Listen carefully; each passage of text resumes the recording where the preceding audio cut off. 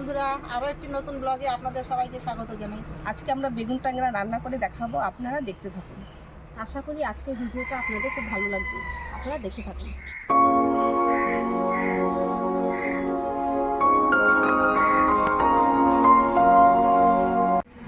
মাছে হলুদ লবণ মাখিয়ে নিব।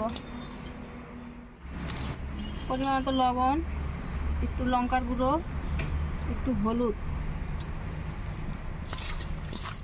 মাছে একটু তেল দিয়ে দিচ্ছি, তাহলে ভাজার সময় ফুটবে না।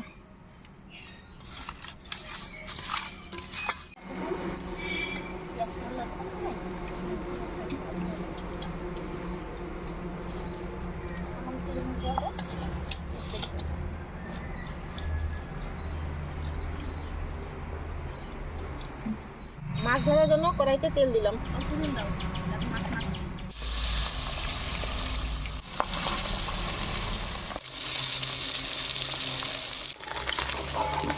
মাছগুলোকে এইভাবে লাল লাল করে ভেজে নেব।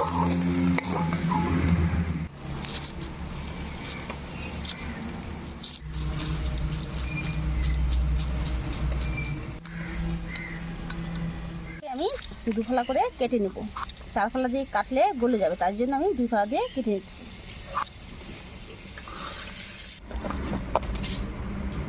একটা ভেজে নিচ্ছি।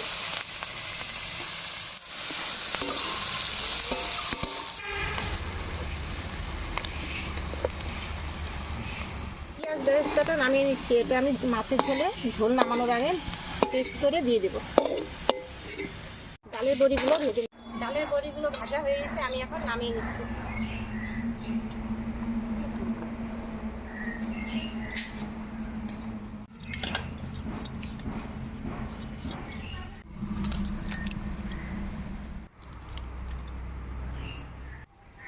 কড়াইতে তেল দিয়ে দিলাম।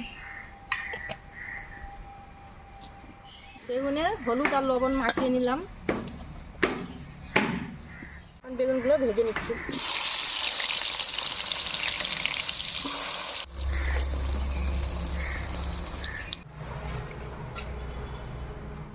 বেগুনগুলো ভাজা হয়ে গেছে, আমি নামিয়ে নিচ্ছি।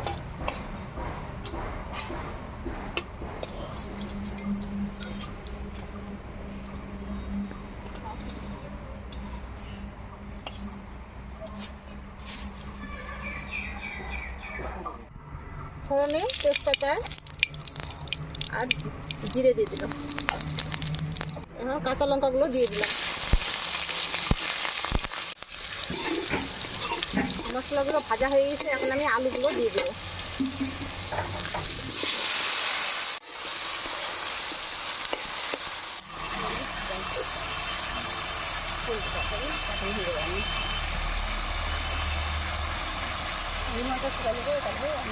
মিষ্টিতে সব আছে ভিজে, এই জন্য তো দেরি হচ্ছে।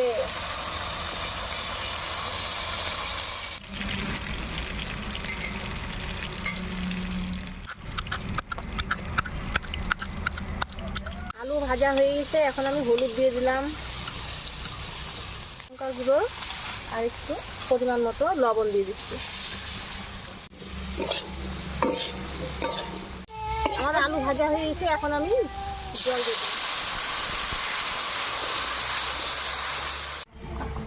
এখন বেগুনগুলো আমি ঝোলের মধ্যে ছেড়ে দিচ্ছি। রাখা পেঁয়াজটা একটু থেত করে আমি এই যে ঝোলে ছেড়ে দিচ্ছি। ফুটে গেছে, এখন মাছ আর আমি ডালের বড়িগুলো দিয়ে দিচ্ছি। ভেজে রাখা জিরের গুঁড়ো দিয়ে দিলাম, পাতা দিচ্ছি।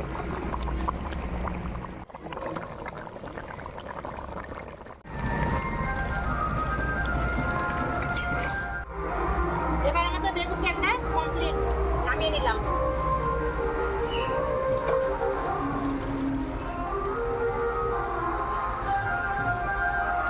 আজকে আমরা বেগুন ট্যাংরা রান্না করে দেখালাম, আপনারাও এইভাবে তৈরি করে খেয়ে দেখবেন, ভালো লাগবে।